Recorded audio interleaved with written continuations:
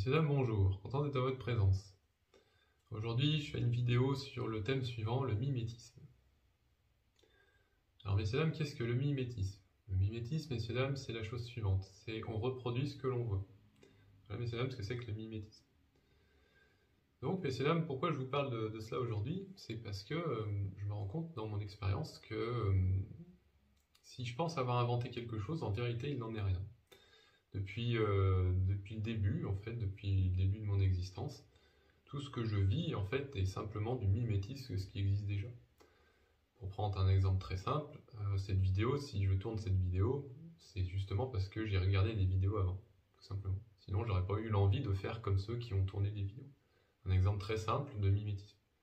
Bon, vous n'êtes pas forcément à tourner des vidéos actuellement, mais vous pouvez voir qu'effectivement, ce que ça peut représenter que de voir une vidéo et la conséquence que ça peut avoir. Bon, c'est pas forcément un sujet que vous pouvez vivre au quotidien. De manière générale, le mimétisme le plus simple, c'est on voit nos parents se nourrir, nous on se nourrit. Pourquoi? Parce que si on fait pas comme eux à ce moment-là, on meurt. C'est tout bête, mais donc on a instinctivement cet instinct en tant qu'humain de demander notre nourriture pour justement faire comme ceux qui mangent, c'est-à-dire se nourrir. Et de ce fait, on pratique le mimétisme. Des exemples comme ça, il y en a plein. Manger, dormir, on sait que si on dort pas, on va pas se sentir correct. Si on s'habille pas devant les autres, on passe pour qui à ce moment-là? On passe pour quelqu'un qui est pas comme les autres, donc encore du mimétisme. On tombe malade, quand on voit quelqu'un de malade, on a le réflexe de dire il n'est pas comme moi, et soit on l'évite, soit on lui propose un remède. Vous voyez? Donc on fonctionne toujours par mimétisme en voyant que celui qui est en face de soi, c'est quelque part notre reflet. Donc vouloir s'en prendre à quelqu'un qui n'est pas nous, quelque part c'est s'en prendre à nous-mêmes. Donc à un moment donné, on voit bien que ce mimétisme, en fait, on fonctionne en miroir. Si on veut que quelque chose change, alors là déjà on peut voir effectivement un désir. Ce désir, oui, en mimétisme, effectivement, j'éprouve un désir. Pourquoi je tourne cette vidéo? Parce que, en fait, au fond, j'ai ce désir de renvoyer l'image que l'on m'a envoyée envers d'autres pour que justement ils puissent se voir comme moi je me vois en miroir. Donc, voilà, c'est pour vous donner le principe du mimétisme. Après, l'avantage ou l'inconvénient du mimétisme, il n'y en a pas vraiment. C'est juste ce que l'on veut voir de l'autre. Encore une fois, si on voit un désir, le réflexe, il désire quelque chose. Donc soit on évite cette personne parce que on n'est pas comme cette personne, on désire pas forcément quelque chose. Ou alors on a ce désir de répondre à ce désir pour justement ne plus être en désaccord avec celui qu'on a en face de soi, tout simplement. Quand on n'aime pas quelque chose ou quelqu'un, le premier réflexe que l'on a, c'est soit de l'éviter, soit de faire en sorte de comprendre pourquoi il va pas bien. Deux manières d'agir. Si par exemple on ne sait pas quelque chose, on se renseigne, mais quelque part c'est pareil, on est dans l'ignorance. Donc on projette de l'ignorance sur quelque part et on attend une réponse. Et c'est bien quelqu'un qui soit n'y répond pas du tout justement parce qu'il n'a pas envie d'être, ou il n'est pas forcément ignorant, donc il n'a pas envie d'être en accord avec cette ignorance, ou alors quelqu'un qui voit l'ignorance de quelqu'un en disant c'est peut-être l'occasion d'aider quelqu'un à ne plus rester dans l'ignorance. Vous voyez, encore une fois, deux manières d'agir vis-à-vis d'une situation en mimétisme. Donc, messieurs, dames, cette vidéo, pour moi, c'est justement, c'est voir ce mimétisme, comment je réponds, quelque part là, je parle à une caméra, vous êtes de l'autre côté de l'écran, j'imagine que vous êtes de l'autre côté de l'écran, moi je suis du côté de la caméra, ok. Voilà, on fonctionne en miroir. Alors après, qu'est-ce qu'on veut voir, qu'est-ce qu'on veut pas voir, ça c'est pas facile à voir parce que à l'heure actuelle, je tourne cette vidéo, je ne sais pas qui verra cette vidéo dans un moment, donc quelque part, je projette une certaine ignorance en m'adressant à vous qui en fait n'êtes pas vraiment là, et qui n'êtes pas vraiment vous d'ailleurs aussi non plus. Et moi, quelque part, au fond de moi, quand je réfléchis à ça, je dis alors, si je m'adresse à une audience qui n'est pas présente maintenant, et dont je ne vois même pas des gens, moi alors là-dedans, je suis quoi? Je suis pas visible à ce moment-là. je ne suis pas ces gens-là, donc je ne peux pas dire que j'existe, parce qu'au fond, quand je suis en train de tourner cette vidéo, quelque part, je n'existe pas. Ça peut faire peur au début si on a encore cette sensation qu'on a un désir ou une appartenance à quelque chose, ou qu'on a encore de l'ignorance en soi. Mais dans mon cas, c'est plus le cas. Je peux très bien dire ça de moi, je dis j'existe pas et j'en suis pas forcément affecté. Voire même, je reste calme ou stoïque devant cette évidence. Mais pour celui qui est dans cette démarche et qui peut entendre ce message à un moment donné, se retrouver face à quelqu'un qui dit je n'existe pas, je renvoie cette image à cette personne en disant vous êtes entre guillemets que vous n'existez pas.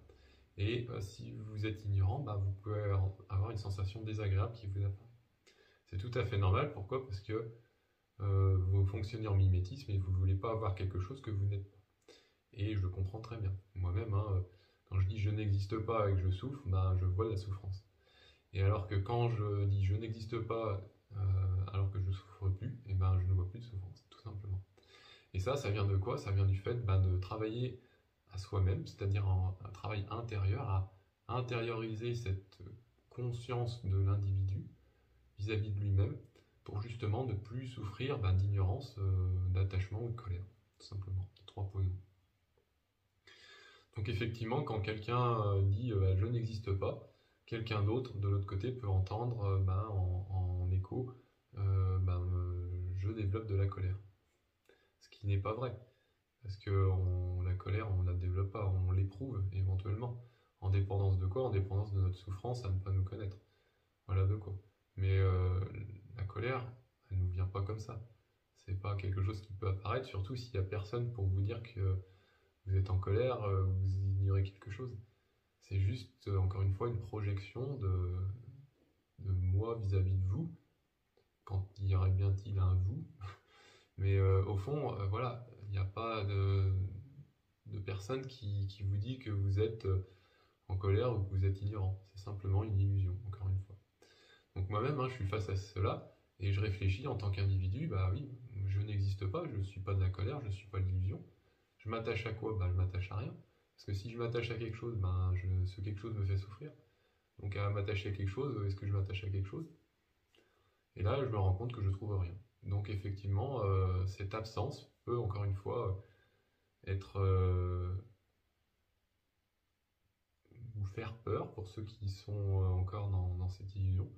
Mais pour moi, depuis bon nombre d'années maintenant, je n'existe pas. En fait, j'ai jamais existé. J'existerai jamais.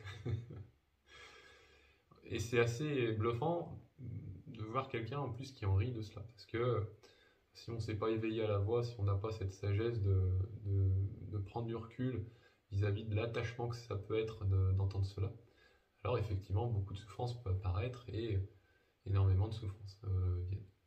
Mais encore une fois, le but c'est pas que vous souffriez, c'est que vous êtes en fait en miroir par rapport à ce que je vous dis. Donc voyez par vous-même les souffrances que vous avez, voyez-les par vous-même. Car moi, au fond, aujourd'hui, ce mimétisme me renvoie toujours cette image à qui je m'adresse. Et moi, là, pour le moment, je suis face à une caméra qui, pour moi, est un élément neutre. Donc, en fait, je ris de moi-même, tout simplement, parce que j'ai personne à qui dire cela, si ce n'est à m'adresser à cette caméra neutre qui, en fait, absorbe le message. Voilà, tout simplement. Donc, messieurs, dames, je vous remercie d'avoir écouté. Je vous souhaite de passer une bonne journée. Quand on aurait bien des messieurs, dames de ce côté-ci, de ce côté-là, de ce côté-ci ou de ce côté-là. En tout cas, voilà. Tout simplement, c'est la politesse de ma personne que de dire bonjour, de dire merci, de dire au revoir. Et puis tout simplement de cesser de m'illusionner à une audience qui, en vérité, au moment où je tourne cette vidéo, n'existe pas. Donc, voilà. Je vous remercie de m'avoir écouté, etc. Mais bon, je l'ai déjà dit. Voilà. Ça peut paraître un peu bizarre, comme ça, dit comme ça, mais réfléchissez un peu à cette notion de ah oui, je suis en face de quoi et qu'est-ce que je suis en train de réfléchir et qu'est-ce que je vois de ce que je vois. Parce qu'au fond, il y a une sagesse qui se trouve derrière les apparences et qui, elle, est bien présente partout, que ce soit dans les objets, dans les hommes et dans les objets. Donc soyez prudents, ne tombez pas dans l'illusion et apprenez justement à aller au-delà de l'illusion, aller au-delà de cette image que je vous renvoie parfois, qu'on appelle le mimétisme, hein, ou le miroir de vous-même. Et puis oui, euh, réfléchissez, vraiment réfléchissez, contemplez dans votre vie ce que je viens de vous dire, et puis voyez la sagesse qui est présente en vous depuis tout le temps. Bonne journée.